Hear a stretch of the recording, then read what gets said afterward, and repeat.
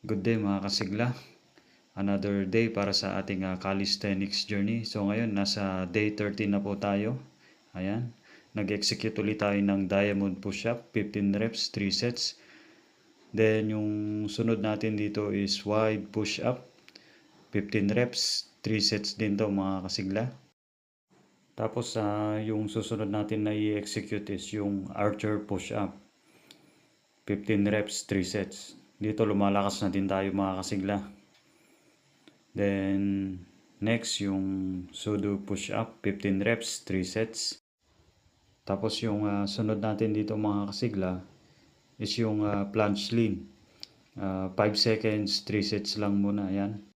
Then yung panglas natin na training mga kasigla is yung leg raise. 5 reps, 3 sets lang muna. So ito yung panglas natin na training para sa araw na to.